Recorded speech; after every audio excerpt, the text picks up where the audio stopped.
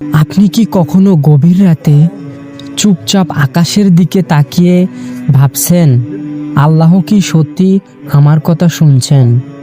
আপনি নামাজ পড়েন, আপনি দোয়া করেন, আপনি চোখের পানি ফেলেন, তবুও আপনার জীবন থেকে কষ্ট কমে না, তাই তো?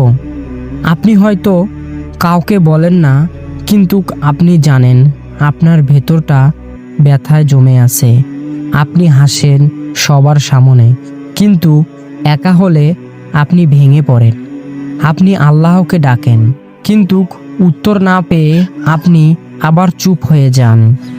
আপনি কি জানেন, আপনি যখন সবচেয়ে বেশি নীরবে থাকেন, আল্লাহ তখন সবচেয়ে বেশি আপনার কথা শোনেন।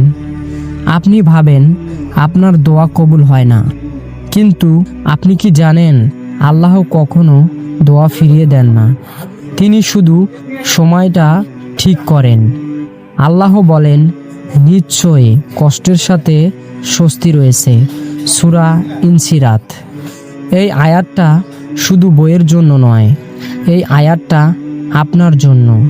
আপনি যে কষ্ট পাচ্ছেন, এটি শাস্তি না, এটি পরীক্ষা। আপনি যে ভেঙে পড়েছেন, এটি দুর্বলতা নয়, এটি প্রমাণ যে আল্লাহ আপনাকে শক্ত মানুষ বানাতে চান। আপনি হয়তো বলেছেন, আমি আর পারছি না, হে আল্লাহ। কিন্তু আপনি জানেন কি, আপনি যতটা ভাবছেন আপনি তার চেয়েও অনেক বেশি শক্ত। কারণ আল্লাহ কখনো দুর্বলের কাঁধে ভারী বোঝা দেন না। আপনি যখন সেজদায় মাথা রাখেন, আপনার চোখের পানি মাটিতে পড়ে, সেই মুহূর্তেই আল্লাহ ফেরেশতাদের বলেন, দেখো আমার বান্দা আমাকে ডাকে।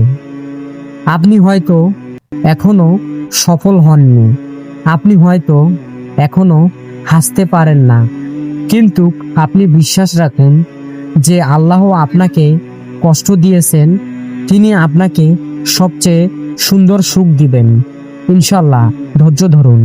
আপনি যদি আজ একা হয়ে যান, মনে রাখবেন আপনার সাথে আল্লাহ আছেন। আপনি যদি সবাইকে হারান, তবুও আপনি আল্লাহকে হারাননি।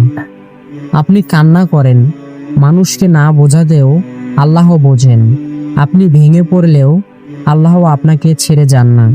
সবাই যদি আপনার বিপক্ষে যায়, মনে রাখবেন আল্লাহ সবচেয়ে আপনার পক্ষেই থাকবেন। আপনি যদি এই কথাগুলা অনুভব করুন, এই ভিডিওটি শেয়ার করুন, লাইক করুন, কমেন্ট করুন এবং সাবস্ক্রাইব করে পাশে থাকুন। ভুল ত্রুটি হলে ক্ষমার দৃষ্টিতে দেখবেন। আল্লাহ হাফেজ।